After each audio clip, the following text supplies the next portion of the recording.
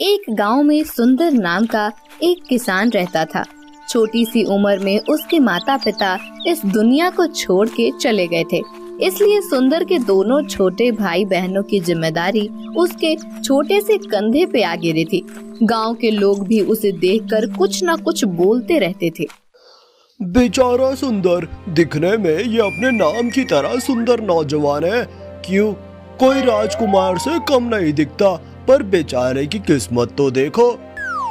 अभी तो सिर्फ 21 साल का है और बेचारे के कंधे पर अभी से दो बच्चों की जिम्मेदारी है। कोई लड़की इसके साथ शादी करने के लिए कैसे राजी होगी? सुंदर का ये रोज का हो गया था। वो सबकी बातें अनसुना कर अपने काम में लगा रहता था।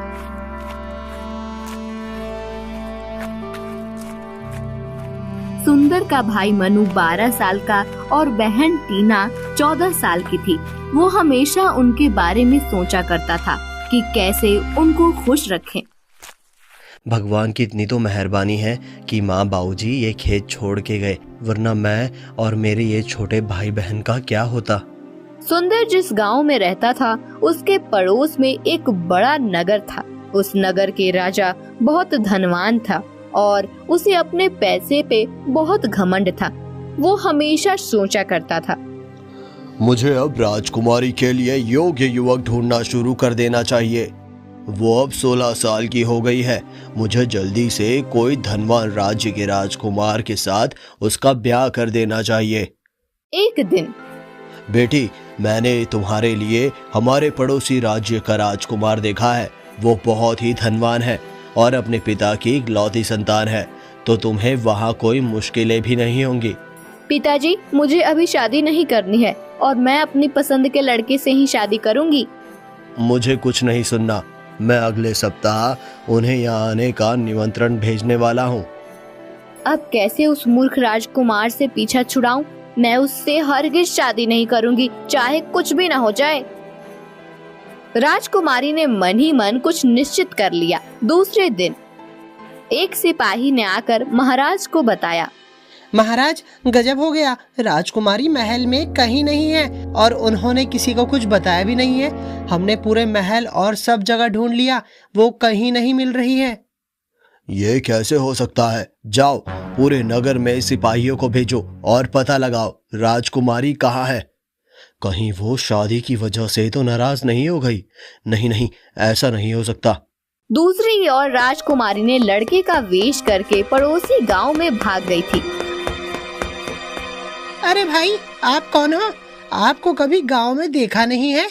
राजकुमारी ने मनु और टीना से दोस्ती कर ली और उनके बारे में सब कुछ पूछ लिया और अपने बारे में भी सब बता दिया। अरे वाह, आप राजकुमारी हैं। मैंने तो राजकुमारियों के बारे में सिर्फ कहानियों में ही सुना है, आज पहली बार देख रही हूँ। दीदी, आप हमारे साथ हमारे घर चलिए, वहाँ आप हमारे साथ सुरक्षित रह सकेंगी। हम आपको कोई तकलीफ नहीं होने देंगे और हम किसी को नहीं बताएंगे कि आप राजकुमारी हो। तुम दोनों कितने अच्छे हो। ठीक है, तो फिर मैं तुम्हारे साथ चलती हूँ। लेकिन किसी ने पूछा कि मैं कौन हूँ तो हम कह देंगे हमारा दूर का चचेरा भाई है। हम जब अंधेरा होगा तब घर जाएंगे ताकि कोई हमें देख ना ले। ठीक है। फिर मनु और टीना राजकुमारी को अपने घर में चुपके से रखते हैं। सुंदर को भी पता नहीं चलता है कि राजकुमारी उसके घर में है। वो सुबह जल्दी काम से निकल जाता था और रात को भी देर से आता था। उस दिन जब सुंदर रात को घर आया तब वो राजकुमारी उससे चुपके से देख रही थी। सुंदर मनु और टीना के लिए बाजार से खाने के लिए उनकी पसंद की चीजें लेकर आया था। तीनों हंसी खुशी बातें कर रहे थे। अरे, ये नौजवान कितना सुंदर है।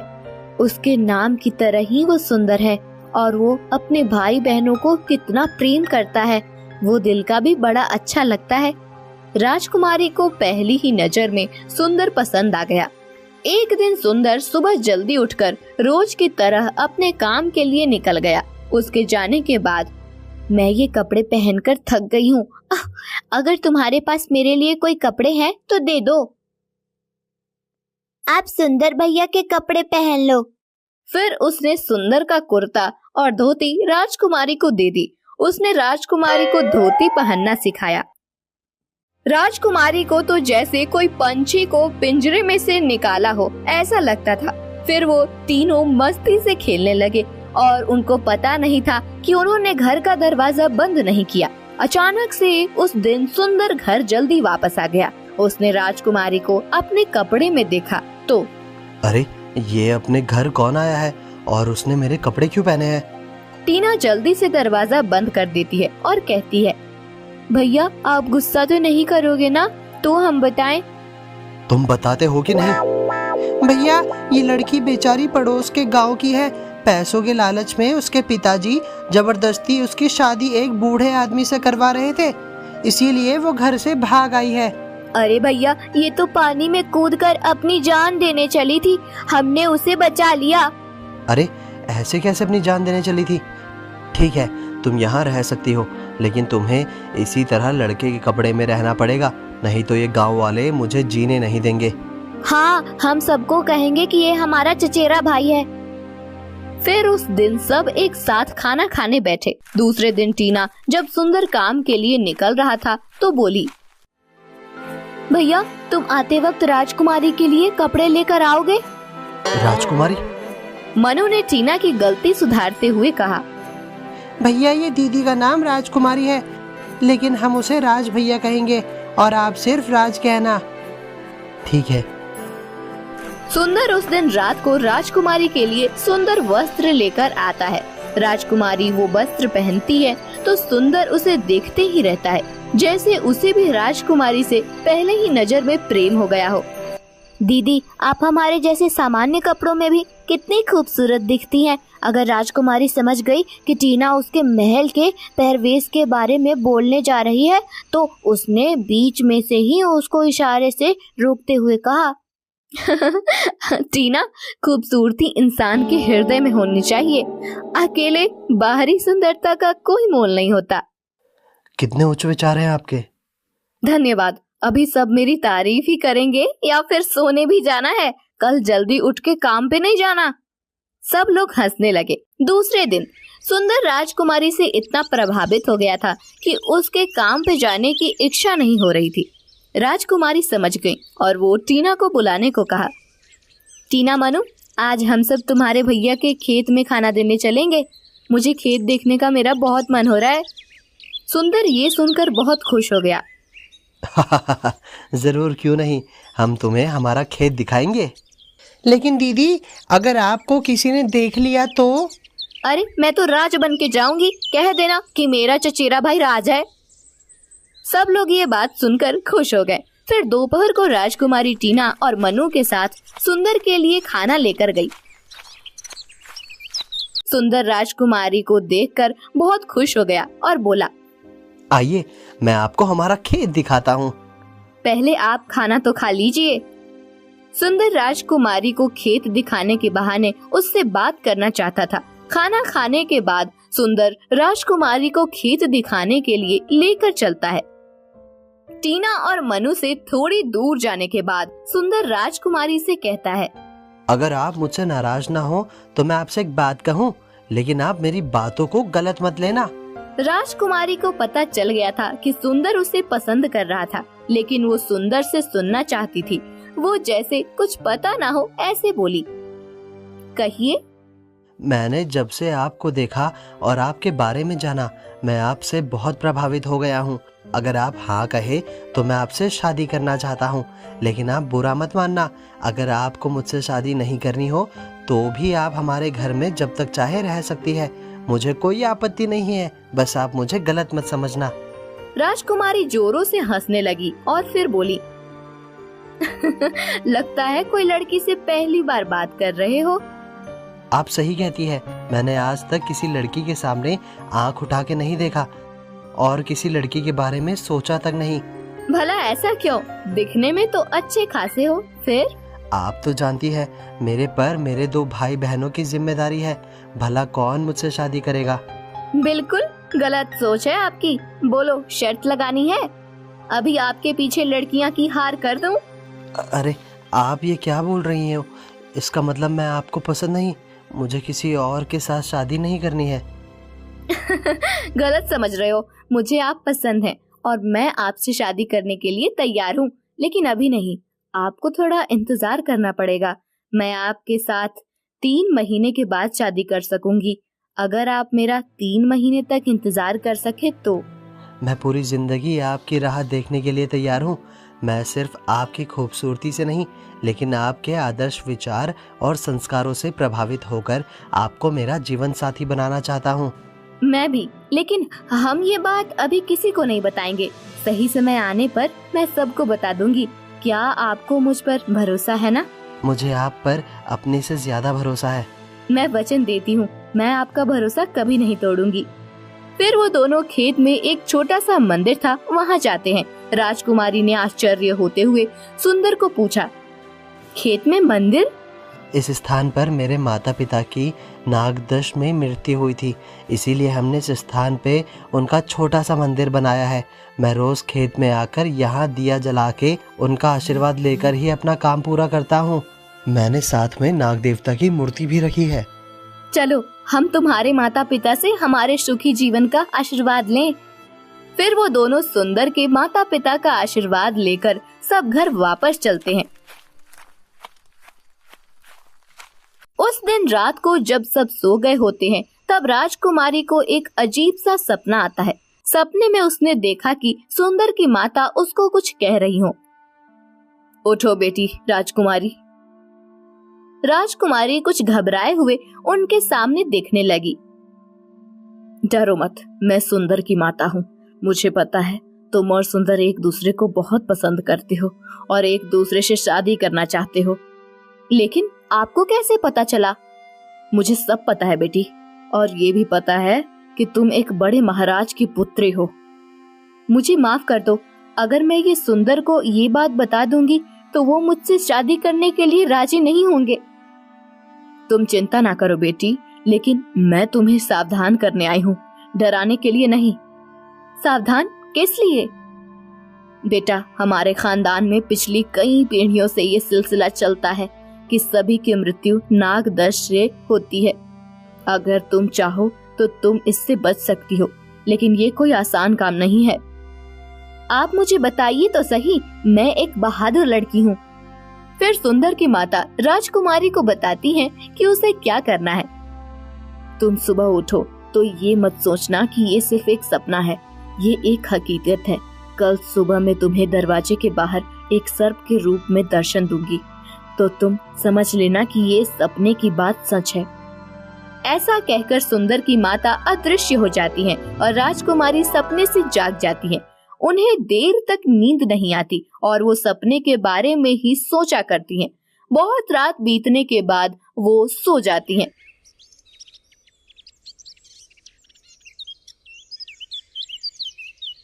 वो जब सुबह देर तक नहीं जगी तो, दीदी उठो, सूरज निकल आया, आपकी तबीयत तो ठीक है ना?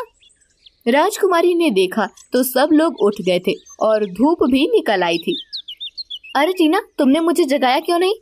आज मुझे रात को देर तक नींद नहीं आई थी, इसलिए अब मैं ठीक हूँ। फिर वो रात का सपना याद करके घर के बाहर जाकर देखती है तो वहाँ सच में एक सर्प जैसे राजकुमारी की राह देखकर बैठा था। राजकुमारी ने जैसे ही 2 हाथ जोड़कर प्रणाम किया, वो सर्प वहाँ से चला गया। अब राजकुमारी को यकीन हो गया कि कल रात जो देखा था वो सपना नहीं बल्कि हकीकत है। एक दिन राजकुमारी को खेत से आने में देर हुई तो मनु और टीना उन्हें लेने खेत में आए। उन्हें देखकर, अरे मनु, टीना, तुम इस वक्त यहाँ क्यों आए हो? कोई खास बात है क्या? दीदी अब तक घर नहीं आई, इसीलिए हम इन्हें ढूंढने निकले हैं। ये सुनकर सुंदर चिंतित स्वर में बोला, अरे लेकिन यहाँ से तो वो कब की निकल चुकी है, तो फिर कहाँ जा सकती है? फिर वो तीनों ने पूरा गांव और आसपास के सभी जगह छान मारी, लेकिन राजकुमारी का कहीं पता नहीं लगा। वो तीनों राजकुमारी को याद करके रोने लगे।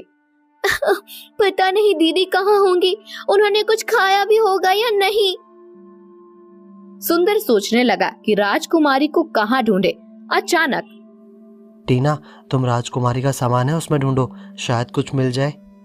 भैया आप हमें माफ कर दो, हमें आपको कुछ बताना है। क्या है, जल्दी बताओ, मुझे बहुत फिक्र हो रही है। भैया दीदी सच में राजकुमारी है, वो हमारे पड़ोसी राज्य की राजकुमारी है। सुंदर का तो ये सुनकर जैसे सर ही चकरा गया। जैसे तैसे होश संभाल कर वो बोला, तो फिर वो यहाँ क्यों आई और कैसे आई? टीना और मनु ने सारी बात बताई कि कैसे महाराज जबरदस्ती राजकुमारी की शादी करवाने जा रहे थे और वो वहाँ से भाग गई। अरे तो आप दोनों ने मुझे पहले क्यों नहीं बताया? हमें लगा कि आप सच जानेंगे तो आप दीदी को हमारे साथ नहीं रहने देंगे और हमसे दीदी की परेशानी देखी नहीं गई, इसीलिए। लेकिन अगर महाराज को ये पता चलेगा कि राजकुमारी इतने दिनों से हमारे साथ रह रही थी, पता नहीं अब हमारा क्या होगा। और मुझे राजकुमारी की बहुत फिक्र हो रही है। भगवान करे वो जहाँ भी हो सलामत हो।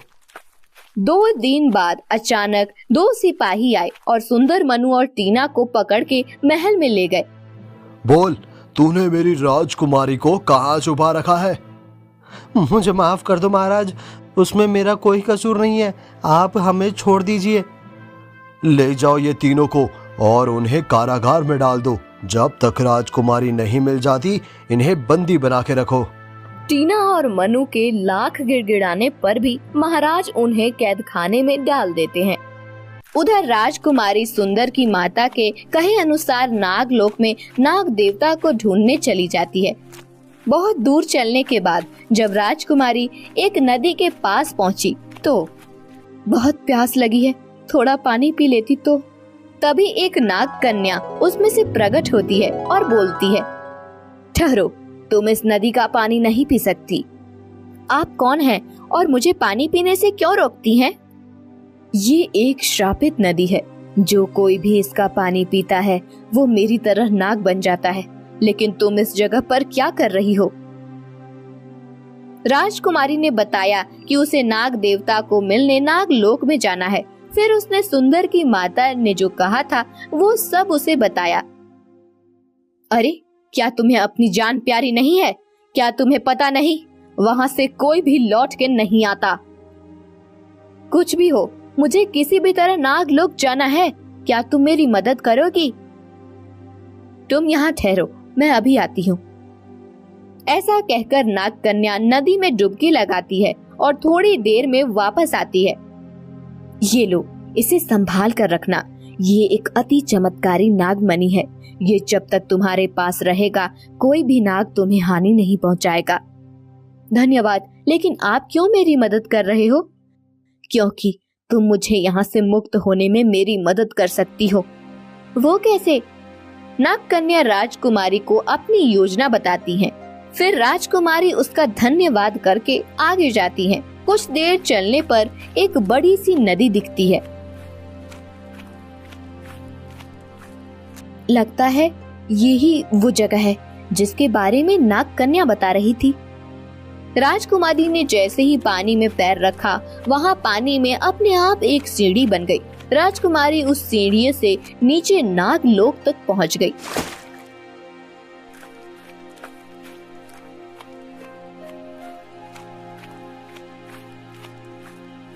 राजकुमारी ने देखा तो एक बड़ा सा नाग सोने के सिंहासन पर बैठा हुआ था।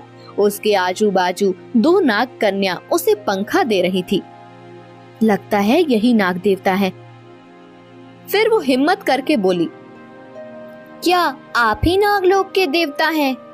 हाँ, मैं ही नागलोक का देवता हूँ। लेकिन क्या तुम्हें पता नहीं कि यहाँ से कोई वापस नहीं जा सकता? मुझे पता है, लेकिन मैं आपसे विनती करने आई हूँ। फिर राजकुमारी ने सुंदर की माता ने जो कहा था वो सब उन्हें बताया। अच्छा, तो तुम्हें सुंदर की माता ने भेजा है? क्या तुम्हें पता नहीं उसके पूर्वजों ने मेरे बेटे को मार दिया था? क्षमा कीजिए नाग देवता, मैं उनकी तरफ से आपसे माफी मांगने आई हूँ। उन्होंने जानबूझकर नहीं मारा था। वो रात के अंधेरे में सुंदर के परदादा से गलती से आपका बेटा मर गया था। उन्होंने खेत में उनका मंदिर भी बनवाया है और रोज उनकी पूजा भी करते हैं। लेकिन उससे मेरा बेटा जिंदा नहीं होगा ना? मैं उनकी केचुली साथ लेकर आई हूँ और ये चमत्कारी मणि भी। आप ये मणि को केचुली पर रखते तो आपका बेटा जीवित हो जाएगा। फिर तो आप सुंदर के परिवार को माफ कर देंगे ना, और मुझे भी यहाँ से जाने देंगे ना? क्या वो कंचुरी अभी भी सुरक्षित है? ये तो बड़ी खुशी की बात है। तब तो मैं मेरे बेटे को फिर से जीवित कर सकता हूँ। राजकुमारी ने वो मणि और केचुली नाग देवता को दी। उन्होंने अपनी शक्ति से उनके बेटे को फिर से जीवित कर दिया। अपने बेटे को जीवित देखकर, आज तुमने मेरे बेटे को जीवित करके मेरी सारी खुशियाँ लौटा दी है। मैं तुमसे बहुत प्रसन्न हूँ। बोलो, तुम्हें क्या चाहिए? आप सुंदर के परिवार को नागदंश में मृत्यु के श्राप से मुक्त कीजिए और हमें शादी के बाद सुखी जीवन का आशीर्वाद दीजिए। जाओ बेटी, तुमने कहा ऐसा ही होगा और मेरी शुभकामना तुम्हारे साथ है। ये लो, मेरी तरफ से एक छोटी सी भेंट तुम और तुम्हारे पति के लिए। इसे तुम्हारे मंदिर में रखना। तुम्हारे जीवन में कभी कोई मुश्किल नहीं आएंगी। नाग देवता ने एक सोने की नाग की मूर्ति राजकुमारी को भेंट में दे दी। मुझे यहाँ आते समय रास्ते में एक नाग कन्या मिली थी जिसने मुझे ये चमत्कारी मणि दिया था। कृपा करके क्या आप उसे श्राप में से मुक्ति दिलाने का कोई उपाय बताएंगे? जरूर। उसने मेरे बेटे को जिंदा करने में मेरी मदद की, तो मैं उसकी मदद करूंगा। तुम ये सोने की मूर्ति पर नदी के पानी का अभिषेक करना, फिर वो पानी उस नाग कन्या को पिला देना। वो श्राप में से मुक्त हो जाएगी। राजकुमारी ने नाग देवता का धन्यवाद करके वहाँ से वापस घर जाने के लिए निकल पड़ी। रास्ते में उस नाग कन्या को भी शाप मुक्त किया। जब वो गांव वापस सुंदर के घर पहुँची तब वहाँ कोई नहीं था। वहाँ एक सिपाही पहरा दे रहा था। सिपाही ने राजकुमारी को देखते ही बोला, अरे राजकुमारी, आप यहाँ, आप कहाँ चली गई थी? वो सब बातें छोड़ो, पहले ये बताओ कि सुंदर और उसके भाई बहन कहाँ हैं और तुम यहाँ क्या कर रहे हो? सिपाही ने बताया कि गांव के किसी आदमी ने आपके यहाँ होने की खबर महाराज को दे दी थी, इसलिए महाराज ने सुंदर, टीना और मोनू को कैद करके रखा है। हे भगवान, ये क्या हो गया? मैं अभी जाके उन्हें कैद में से छुड़ाऊंगी। राजकुमारी सिपाही का घोड़ा लेकर महल में पहुंची और कैद खाने में से तुरंत सुंदर, मनु और टीना को छोड़ के उनके पास लेकर आने का आदेश दिया। महाराज राजकुमारी को वापस आए देखकर खुशी से रो पड़े और उन्हें अपने गले लगाते हुए कहा, बेटी, इतनी छोटी बात के लिए अपने पिता को छोड़कर चली गई थी। तुम जहाँ कहोगी वहाँ तुम्हारी शादी करवाऊंगा, लेकिन फिर कभी मुझे छोड़कर मत जाना। पिताजी, मुझे माफ कर दो, मैं फिर कभी आपको दुखी नहीं करूंगी। इतने में एक सिपाही सुंदर, टीना और मनु को लेकर आया। टीना राजकुमारी को देखकर दौड़ कर आई। दीदी, आप कहाँ गई थी? आप ठीक तो है ना? हमने सब जगह आपको ढूंढा लेकिन आप कहीं नहीं मिली। ऐसा कहकर वो रोने लगी। अब मैं आ गई हूँ ना, चलो अब रोना बंद करो। फिर वो सुंदर के पास जाकर, सुंदर, मुझे माफ कर दो, मेरी वजह से तुम सबको इतने दिन कैद में रहना पड़ा, लेकिन अगर मैं ये बात बताती तो तुम मुझे जाने नहीं देते। फिर राजकुमारी ने बताया कि कैसे सुंदर की माँ उनके सपने में आई थी और नागलोक में जाने की सब बातें बताई। ये सुनकर सुंदर और सब लोग आश्चर्य से दंग रह गए। राजकुमारी जी, आप सच में महान हो। आपने जो बहादुरी दिखाई है वो कोई नहीं कर सकता। सच कहा तुमने। मुझे गर्व है कि मेरी बेटी इतनी बहादुर है। पिताजी, ये सुंदर और उसके भाई बहन हैं। उन्होंने मुझे इतने दिनों तक बड़े प्यार से अपने घर में शरण दिया और मुझे एक पल के लिए भी अपने राजमहल की याद आने नहीं दी। पिताजी, मैं सुंदर से शादी करना चाहती हूँ। उसमें वो सभी गुण है जैसा मुझे अपने जीवन साथी में चाहिए। क्या आप हमें शादी के लिए मंजूरी देंगे? हाँ बेटी, तुम्हारी सब बात सुनकर मुझे भी सुंदर पसंद आया है। अब मैं दोबारा ये गलती नहीं करूँगा, वरना तुम फिर वापस भाग जाओगी। ऐसा कहकर महाराज और सब लोग हंसने लगे। महाराज ने धूमधाम से सुंदर और राजकुमारी की शादी की और उसे खुशी खुशी सुंदर के घर विदा किया।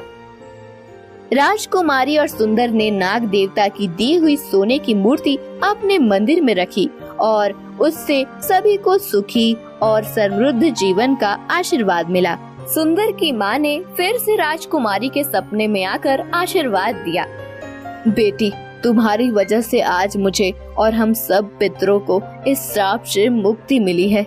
भगवान तुम सबको हमेशा खुश रखे। ऐसा बोलकर वो चली गई। राजकुमारी उन्हें और नाग देवता की मूर्ति को प्रणाम करके खुशी से मुस्कुराते हुए सो गई।